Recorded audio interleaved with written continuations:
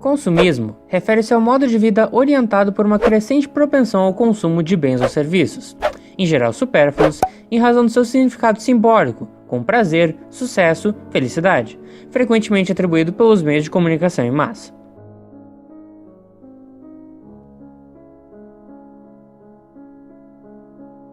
Influenciado por empresas, ídolos e estratégias de marketing que tocam nossos sentimentos, o cidadão busca reconhecimento no consumo e acaba passando por cima de questionamentos éticos que o faria analisar esse comportamento de excessos. Ignorando perguntas sobre este consumo, acabamos ignorando o meio em que vivemos e o impacto que causamos através desse aspecto do capitalismo. Será que este nosso consumo não afeta a nossa pegada ecológica?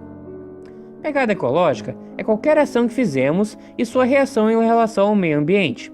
Essas ações vão desde coisas simples como a forma que você escova os dentes, cotoneleira aberta ou não, a quantas vezes você andou de avião em um ano, por exemplo.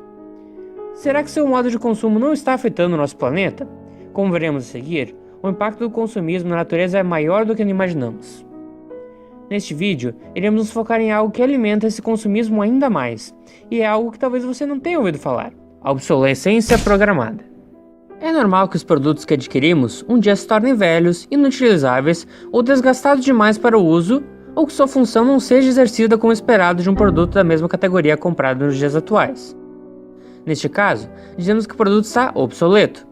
Porém, existe uma prática da indústria utilizada como estratégia para manter uma economia estável, fazendo com que os produtos se tornem obsoletos em um período previsto pelos fabricantes, que têm total controle deste tempo, configurando este de modo a induzir os consumidores a periodicamente trocarem seus produtos, mas comumente eletrônicos em geral, como os smartphones, por novos, fazendo girar um ciclo consumista planejado pelas empresas. Ao chegar no fim da vida útil prevista pelas indústrias, o preço para se fazer um conserto após as mercadorias apresentarem defeitos, por muitas vezes se torna tão caro que a diferença de preço faz com que o consumismo seja fomentado e o cidadão consumidor vê mais vantagem em comprar um novo, do que tentar ajustar aquele que, além de apresentar defeitos, já não tem todos os features oferecidos pela versão atual do mercado. Vejamos a seguir alguns exemplos que mostram a obsolescência programada e seu impacto no consumismo. Lâmpada centenária.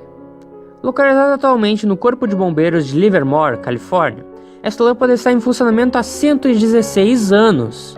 A lâmpada veio de uma época antes do chamado Cartel Phoebus, um cartel formado pelas maiores empresas fabricantes desses produtos em dezembro de 1924, que determinou uma vida útil limitada a lâmpadas fabricadas posteriormente.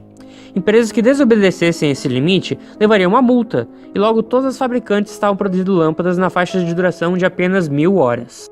Impressora com contador de impressões.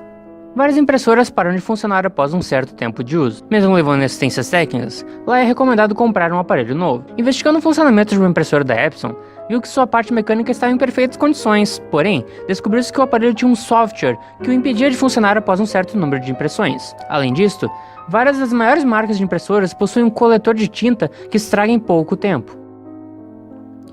Bateria insubstituível do iPod. Quando a Apple lançou os primeiros modelos do iPod, não havia nenhuma política para a troca de bateria no caso de falha. Os aparelhos duravam em média 18 meses antes desse problema surgir, e ao ligar a Apple, a recomendação era comprar um aparelho novo. Isso indignou o cineasta Casey Neistat, que criou um vídeo de 13 minutos onde criticava a Apple e estampava sob propagandas da empresa: a bateria insubstituível do iPod dura apenas 18 meses.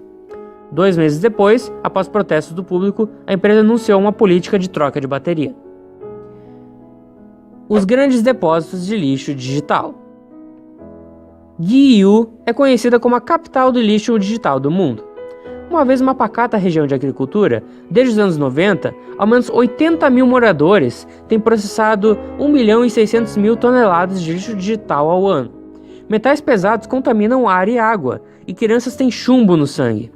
Segundo Majum, diretor de uma das principais ONGs ambientalistas, o Instituto de Assuntos Públicos e Ambientais, penso que temos 1,1 bilhão de celulares usados, e a vida desses aparelhos é cada vez mais curta. Isso vai trazer um grande problema. Um distrito comercial de Gana também acabou se tornando um verdadeiro lixão do mundo digital.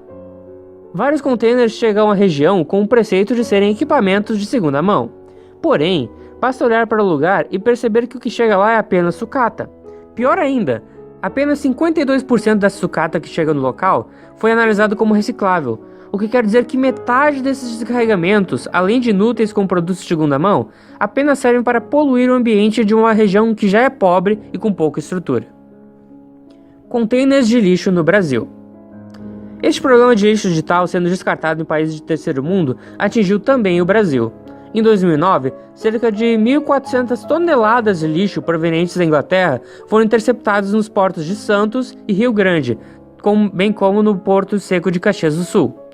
O governo brasileiro exigiu o retorno imediato dos detritos para o país de origem, e o Ministério das Relações Exteriores apresentou denúncia contra o Reino Unido no Secretariado da Convenção de Basileia. Uma crítica ao consumismo. Desde 2009, quantos celulares você teve? No mínimo 3, não é mesmo?